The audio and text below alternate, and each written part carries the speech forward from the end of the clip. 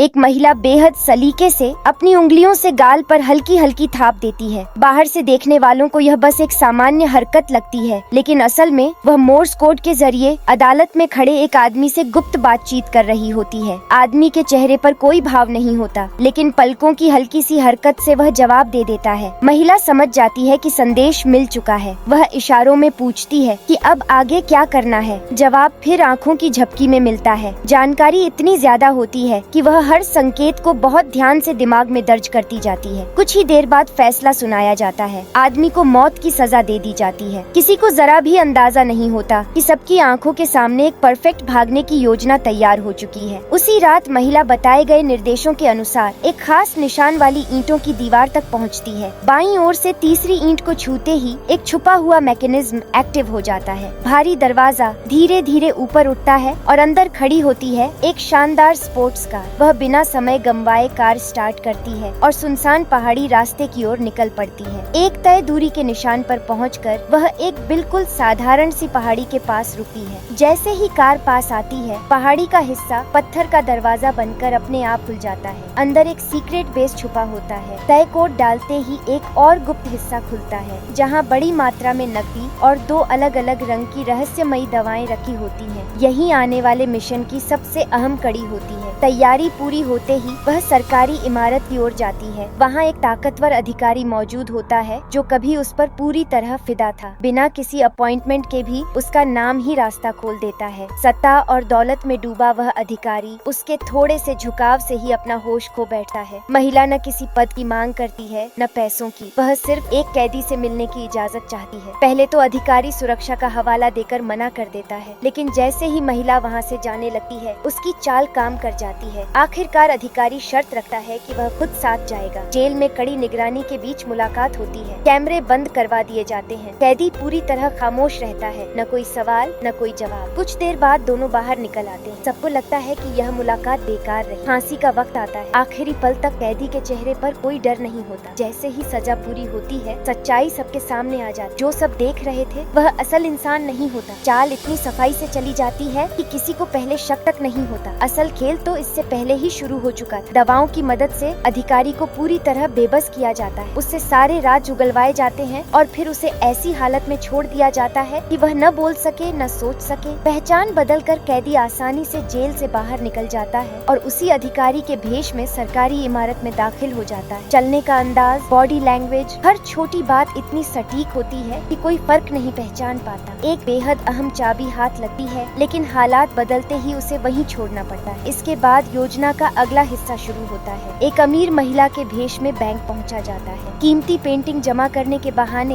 Bank की सुरक्षा व्यवस्था को बारीकी से समझ लिया जाता है। रात होते ही वही पेंटिंग सबसे घातक हथियार बन जाती है। पानी, तकनीक और दिमाग की मदद से बैंक के सबसे सुरक्षित हिस्से तक रास्ता बना लिया जाता है। पुलिस को शक होता है। चारों तरफ घेराबंदी कर दी जाती है। हालात बेहद तनावपूर्ण हो जाते हैं, लेकिन आखिरी पल में मदद पहुंच जाती है। टकराव होता है, मगर जान लेने की बजाय रास्ता चुना जाता है। दोनों एक नाव में बैठकर अंधेरे में गायब हो जाते हैं। खुले समंदर के बीच आजादी की हवा में एक छोटी सी डिब्बी खोली जाती है। अंदर एक हीरे की अंगूठी होती है जो कभी सिर्फ एक सपना थी, लेकिन वह अंगूठी भी समुद्र में फेंक दी जाती है, जैसे बीते हुए कल को हमेशा के लिए पीछे छोड़ दिया गया हो। आखिरकार वह आदमी सब कुछ हासिल कर लेता है, आजादी, दौलत और किसी का दिल भी।